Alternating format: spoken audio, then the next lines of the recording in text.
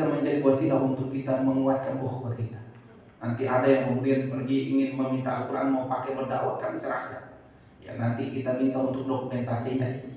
Nanti dari situlah kemudian kita bisa bersatu. Masya Allah. Mari kita saksikan video berikut Pak. Ya, pembagian Al-Quran di Indonesia Timur. Ya. Nah ini Pak, ini pembagian di Indonesia Timur dari kota ke sebuah desa di tengah hutan 500 kakak semuanya muslim. Sekali nama aja dari kota ke desa itu 3 juta rupiah. Karena mobil motor dari lewat kecuali motor trail. Jalannya rusak-rusak. Ketemu jurang, jalan kecil, jurang licin. Mobil motor tidak bisa lewat kecuali motor keras, motor trail. Nah ini pause sebentar.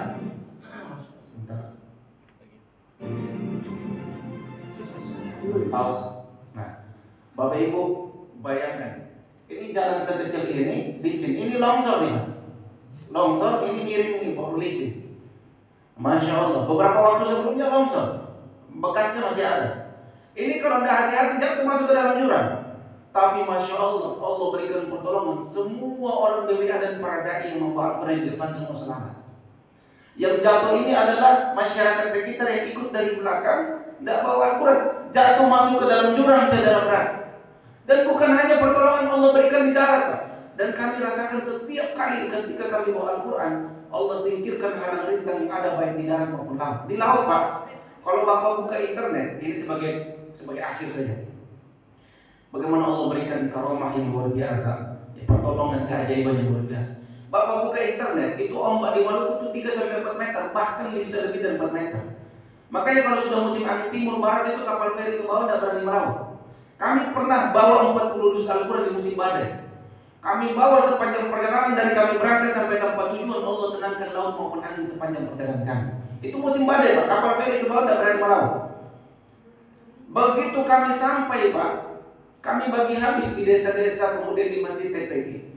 Al-Quran habis, kami tidak bawa lagi Al-Quran. Balik kami sungguh-sungguh 1 kilometer lebih dari pulau tersebut, ombak muncul 3-4 meter. Masya Allah. Tadi kita pergi bawa Al-Quran, tidak ada ombak. Begitu baring bawa Al-Quran, ombak muncul 1 kilometer lebih dari pulau sudah muncul 3-4 meter. Pak, saya seumur hidup dengan teman-teman itu tidak pernah mutar naik kapal. Namanya kita orang pulau biasa berenang nyelam, naik kapal biasa saja. Ketemu ombak sebesar itu, kami naik kapal seperti ini tadi, karena kapal dari ke bawah tidak ikut. Jadi pemerintah charter kapal seperti kapal kontainer itu, kami naik. Saya dulu paling depan, di sebelah saya ada tentara. Jangan kami Pak, tentara di sebelah saya juga muntah-muntah. Baru saat itu saya tahu ternyata tentara juga bisa muntah. Masya Allah. Itu preman-preman yang serem-serem itu juga muntah-muntah. Tapi kalau Allah kami semua selamat sampai di tujuan. Tidak lama setelah itu malah kami ditelepon, Ustadz gelombang selanjutnya BWA ingin pergi ke Maluku ikut bagi di pulau-pulau. Pusinglah kami saat ini. Orang asal sana saja sudah kewalahan di musim angin seperti ini.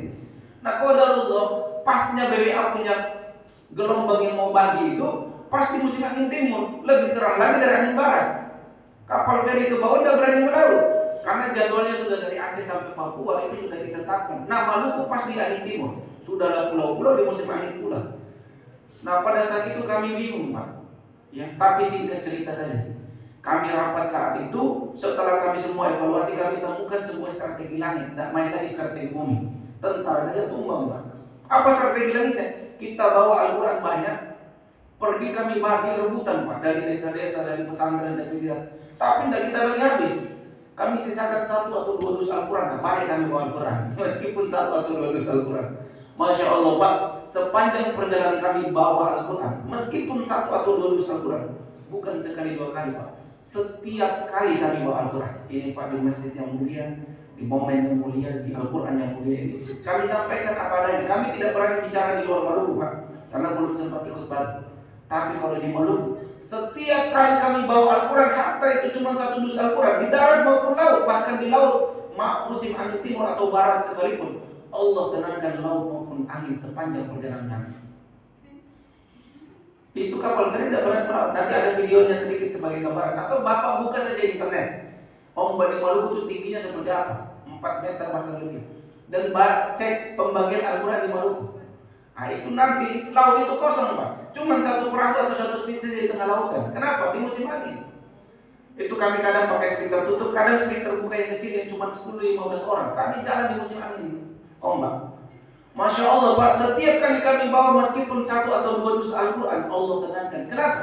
Kami tidak tebak-tebak bawa manggis.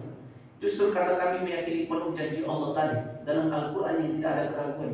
In tansurullaha yansurkum. Kita tolong agama Allah, Allah pasti tolong kita, semua masalah selesai. Wa yusabbit aqdamakum, Allah kokohkan kedudukan kita. Semua makhluk tidak ada yang bisa melemahkan. Jangankan menenangkan lautan, membelah lautan pun bagi Allah itu mudah. Maka Allah berfirman, ana indazani abdi dalam hadis qudsi. Allah itu sesuai prasangka hamba kepadanya. Ud'uuni astajib lakum. Kita berdoa Allah akan kabulkan, asalkan yakin 100%. Kalau ragu-ragu bagaimana Allah mau tolong kita? Maka Pak, dari 30-an orang panitia satu titik, itu panitia 30-an orang yang berangkat di musim angin itu cuma belasan orang. Kenapa? Satu orang saja ragu meskipun 1%, kami minta tinggal. Karena kita tidak berani jamin nyawa orang di tengah lautan. Maka yang boleh berangkat harus yang yakin 100%. Masya Allah. Bismillahirrahmanirrahim. La hawla wa la quwwata illa billahil aliyyil azim. Bismillahirrahmanirrahim. Wa mursa. Inna rabbil ghafurur rahim. La hawla wa la quwwata illa billahil aliyyil azim. Dengan wasilah Al-Quran Allah selamatkan kita sepanjang perjalanan.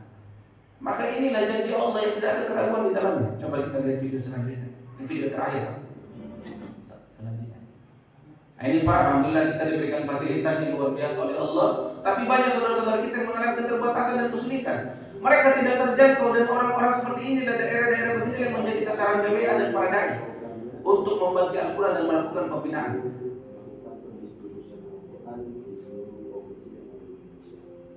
Ini Pak, kalau kita lihat, kalau ini di berbagai daerah, ya ini harus manual seperti ini. Ketemu pula ya, yang rusak-rusak begini, jurang pula di bawah Pak. Kalau itu jatuh itu kira-kira bagaimana? Bukan hanya seperti itu, di darat pun sampai motor rusak-rusak. Makanya motor biasa tidak bisa, harus motor-motor yang tangguh. Dan memang daerah-daerah ini Pak, sampai motor itu harus diperbaiki dulu karena medannya memang sulit. Karena masyarakat muslim saudara-saudara kita yang berada di pelosok sangatlah membutuhkan Al-Quran.